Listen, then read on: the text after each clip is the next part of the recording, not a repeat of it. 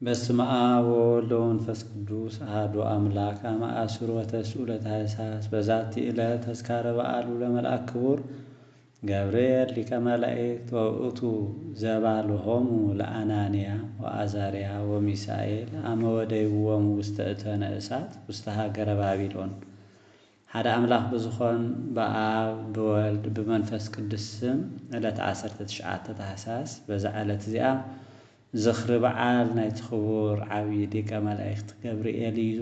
ንሱ እውን ንአናንያ አዛርያ ሚሳኤል ዝተባሃሉ መናእሰይ እስራኤላውያን ካብ ኢየሩሳሌም ብምርኮ ተማሪኾም ናብ ባቢሎን ከይዶም ኣብ ባርነት ኣብ ዝነበርሉ ዘመን ንኣምላኾም ደስ ዘብሉ ኣብ ስልጣን ኮይኖም ንስልጣኖም ከይሰስዑ ብእምነት ጸኒዖም ናብ ሓዊ ክሳዕ ምውርዋር ዝጠንከሩ ኣመንቲ አናንያ አዛርያ ሚሳኤል እግዚአብሔር ከድሕነና ይኽእል እዩ እንተዘይድሓነና ፍቓዱ ኮይኑ እንተዘይድሓነና እውን ንምስኻ ንዘቆምካዮ ምስሊ ኣይንሰግድን ኢሎም ነቲ ንጉስ ናቡከደነፆር ብእምነቶም ብምጽንዖም እግዚአብሔር አምላኽ ድማ ቅዱስ ገብርኤል ልኢኹ ኣብቲ ሓዊ ሓንቲ ጸጉሮም እኳ ከይተቃጸለት ንሴብሖን እግዚአብሔር ናበሉ ስቡህን ይውእቱ ወልዕልን ይውእቱ ናበሉ እግዚአብሔር ልዕል እዩ እግዚአብሔር ክቡር እዩ እግዚአብሔር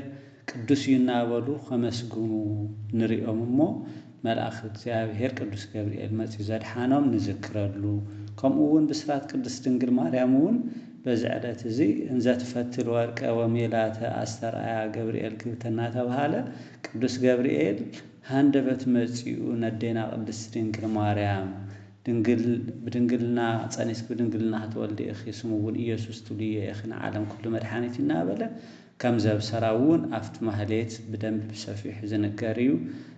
ንዓና ንህዝብና እውን ካብቲ እቶነ እሳት ንአናንያ አዛርያ ሚሳኤል ዘውፅአ ህዝብና ኣብቲ ሕዚ ዘለዎ ሓዊ ኣብ መከራ ኣብ ሞት እዩ ዘሎ እሞ ካብ ጨካናት ኢድ ኣድሒኑ ዕረፍቲ ሰላም ንኽህበና ኣምላኽ ቅዱሳን ኣምላኽ ቅዱስ ገብርኤል ሓለውኦ ይፈለየና። ናይ ቅዱስ ገብርኤል በረከት ምስ ኩላትናን ምስ ህዝቢ ትግራይን ምስ ዓድና ትግራይን ይኹን አሜን። ሰላም እብል ችያከ ክቡረ ለስመ ዚአከ ገብርኤል እንዘ አነስእ መዝሙረ እግዚአብሔር መንበሮ ሰማየ ሰማያት ዘገብረ ይትመሰል በአርአያከ አመ ጊዜ ሃወፀ ምድረ እምነ መላእክት ኩሉ ስነከ አፍቀረ። ወበዛቲ ዕለት አይረፈ ኣብ ክቡር አባ ዮሐንስ ኤጲስቆጶስ ዘሃገረ ቡርልስ ዘኮነ እምዘመዶም ዳ ካህናት።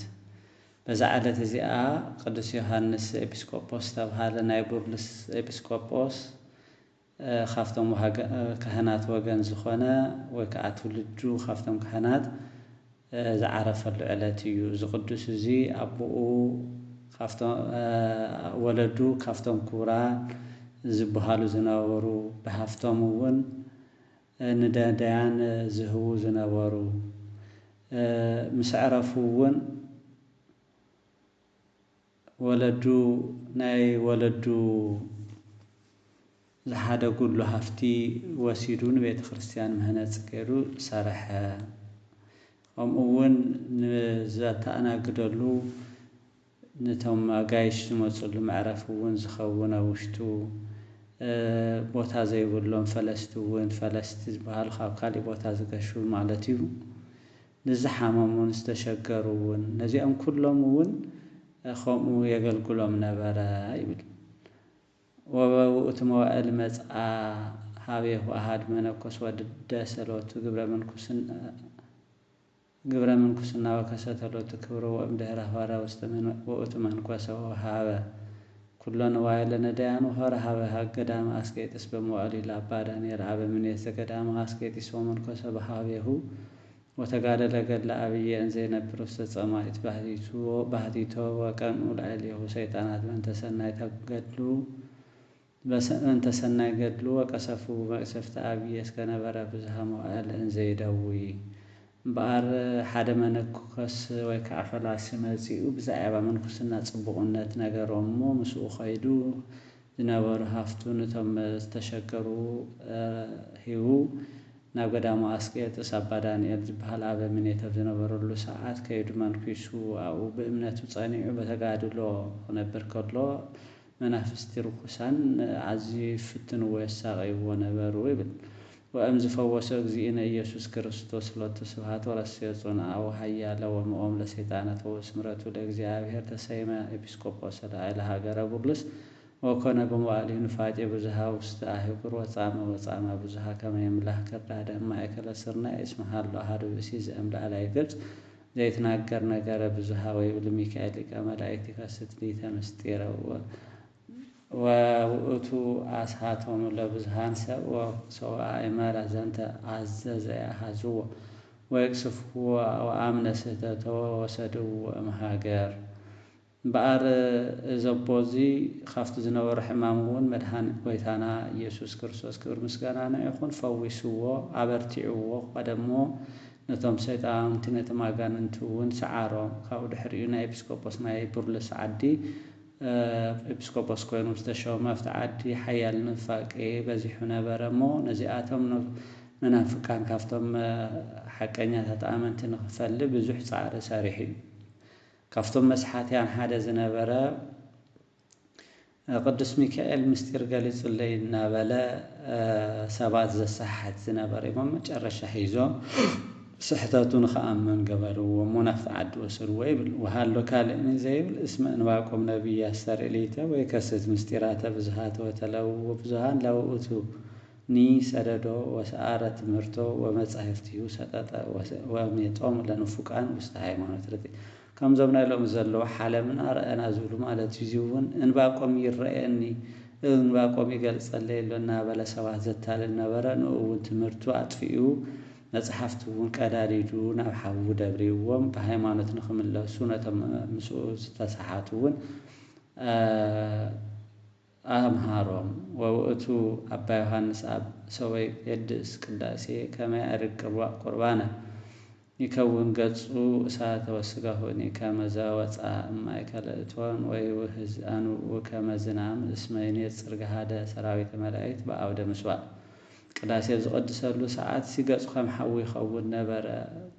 እዚ ድማ ይነብዕ ይበክ ነበረ። ንምንታይ እዩ ዝነበረ? ንምንታይ እዩ መላእክት ኣብቲ መስዋዕቲ ኸይፎም ክብሪ ክህብዎ ስለዝተመልከተ እዩ። ንስጋ ክርስቶስ ከኽብርዎ ስለዝተመልከተ ወሰወይ ጨድስ ሰለስተ ቅዳሴያት በዚ የፈትቶ ወሰወህያ መዓት ዲበ ጽዋዕ እዴሁ ይረክቦ ለጽዋዕ ንዱዳ ከመ ኣፍሃመ እሳት እቲ ጽዋዕ እውንቱ ቅዱስ ደም ዝሓዘ እውን ከም ትኩስ ኮይኑ ከም ሓዊ ዘቃጽሎ ኮይኑ ይረኽቦ ነበረ።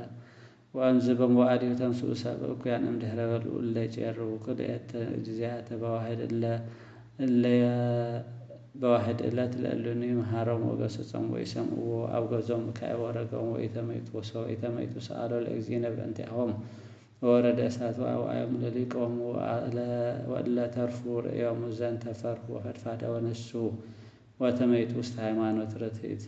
ኣብ ዘመኑ ጊዜ ምስ በልዑ ክልተ ጊዜ ዝቐርቡ ሰባት ነበሩ እሞ ንኣቶም ተገሲጾም ክሰምዕዎ ስለ ዘይከኣሉ መጨረሻ ካብኣቶም ዝተወሰኑ እሳት ወሪዳ በሊዓቶም እቶም ዝተረፉ ግን ንስሓ ኣትዮም ብሓቂ ናብ እምነቶም ተመሊሶም እዮም። ወእምዝ ሰው ፈቀደ እግዚአብሔር ከመ ያዕርፎም ጻማ ዝንቱ ዓለም ሃላፊ ለአኮሙ ሀቤሁ ለቅዱሳን አባ እንጦንስ ወአባ መቃርስ ወእሉ አጠየቅዎ ከመ በጽሐ ዕረፍቱ አስተጋብኦም ለሕዙ አዘዞም ከመ ይቀው ሕገ ወስርዓተ ወከመ ይትፋቀሩ በበይናቲሆም ወይጽንዑ ውስተ ሃይማኖት ርትዕት። ወእምዝ ሰከበ ዲበ ምስካቡ ወመጠወ ነፍሰ ውስተ እደ እግዚአብሔር አምላኽ ዕረፍቲ ክህቦም ምስ ደለየ አባ መቃርስ አባ እንጦንስ ዲአ ኩሉ ይብል እሞ ንደቁ እውን ኣኪቡ ዕረፍቲ ከም ዝዓርፍ እሞ ንሳቶም ሕጊ ሃይማኖቶም ክሕሉ ነንባዕሎም እውን ክፋቐሩ ብእምነቶም ጽንዕቲ ብሃይማኖት ብተቕንዕቲ እምነቶም ንኽጸንዑ